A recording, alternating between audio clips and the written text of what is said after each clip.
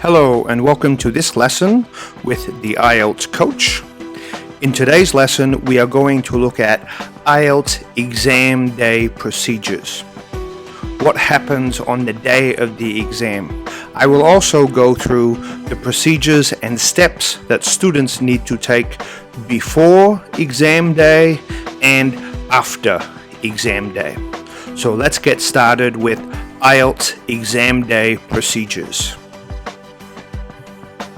So before the test day, there are a few things that you need to do, and they are concerned with registration for the test, letting the IELTS Center know that you want to take the exam and which day you want to take it.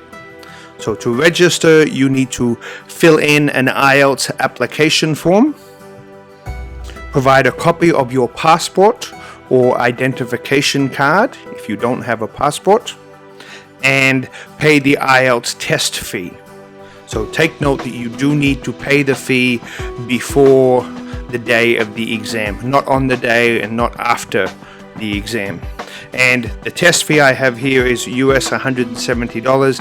This is different in other countries.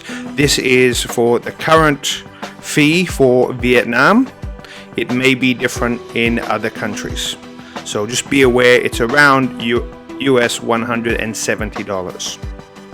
On the day of the test, before you actually go into the exam room, you need to get to the test center early so that you can get registered before you sit the test, so they know that you will be there for that day.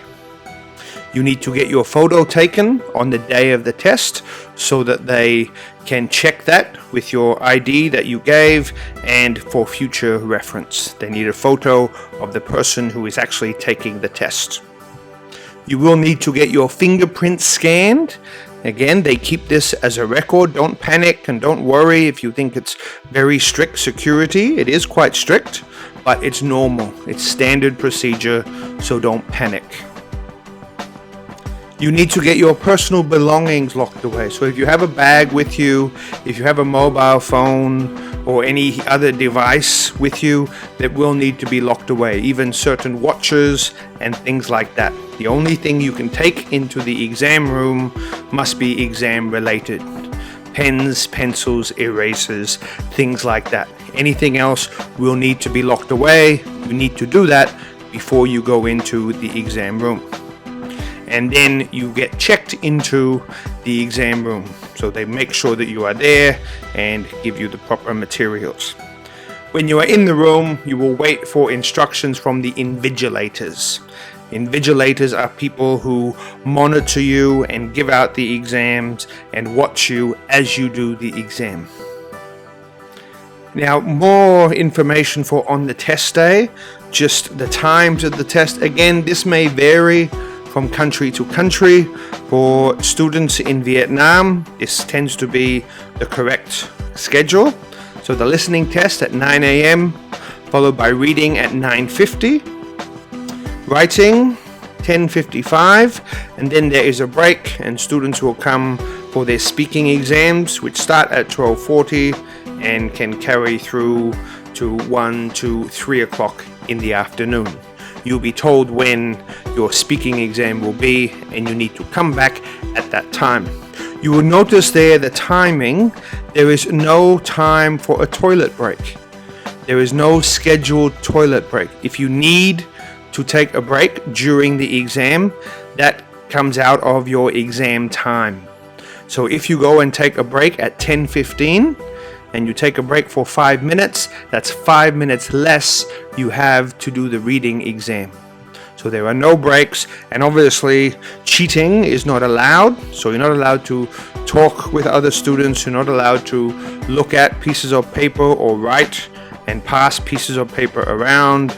Obviously no mobile phones are allowed either. Now, looking at what happens after the test, you get your results 2 weeks or the 13th day from the test date. And to get your results, you will need your ID number and candidate number to log in. So if you get your results online, you can go to the test center to get the results as well. Test results are not given via phone, email, or fax. So you do have to go to the test center to get them, or through the online access. And it is important to note that you can only get one test result form per candidate. They cannot give out extra copies. You can photocopy your test result form and then use that for presentation if you are applying for somewhere to study. Or you can also request that IELTS sends you a test result form to the university you are applying to. But they cannot give you more than one test result form.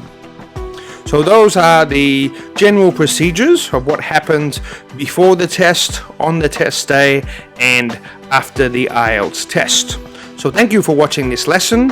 For more information about the IELTS exam, please visit theieltscoach.com. Thank you and goodbye.